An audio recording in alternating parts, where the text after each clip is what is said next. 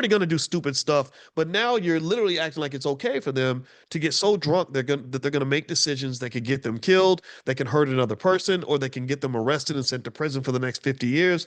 I didn't like any of it. I don't understand it. But then I looked at the history of America. America is a country full of alcoholics. We have always loved our liquor. You go back, Americans drink so much freaking liquor. It's crazy. And it's all capitalism. It's like, oh yeah, alcohol is a great product because it's addictive. There's no government regulation slowing down the flow of liquor. They tried prohibition, it didn't work, right?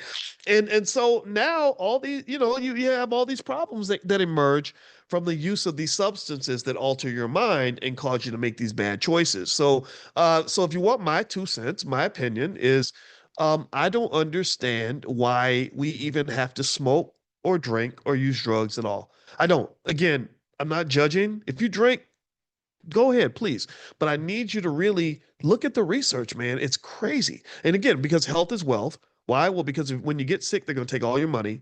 So all the hard work you're doing to build all this wealth, once you start going to the doctor, once you start taking those pills, once you start getting those surgeries, they're going to be every time they're dipping in your pocket and they're pulling out thousands of hours of your labor and putting it in their pocket, putting it into their generational wealth. So health and wealth are deeply connected. I hope that you understand that.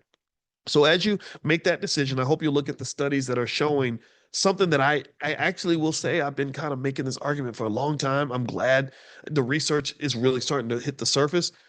There was a lady who was on there's this podcast but with this guy, this black British guy, called Diary of a CEO. Anybody seen that podcast? He kind of looks like Trevor Noah. I think that the world has this affinity for like almost like cutish looking light skinned black guys who speak with these like little British or South African accents, So it's really funny. I'm like, oh, so this dude, all he's doing is asking these questions. But I saw him. I went to when I went through London, I saw pictures of him everywhere. But he's good. I like his stuff. And so he was interviewing some lady who was explaining, like, she said, so how much liquor do you need to start to really harm your health? And she's like, even a little bit, even a little bit. And my wife, shout out to my wife. She's a therapist and she's a full professor of social work.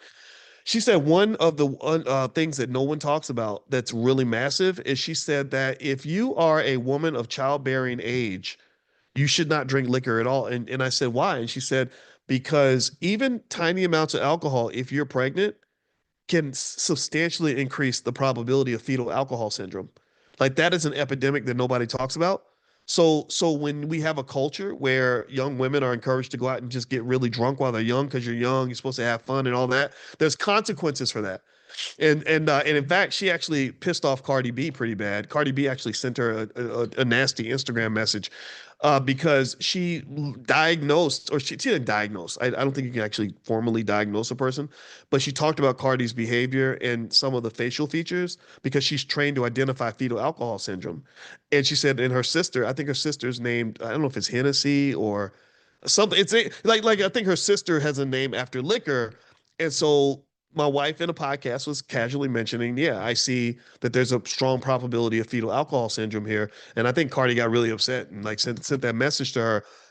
But the point of the matter is to say that alcohol actually, since we're talking about alcohol, and since that Trevor Noah conversation kind of took us in that direction, alcohol was labeled as the most dangerous drug in the world because everybody thinks it's safe and it causes tremendous amounts of damage.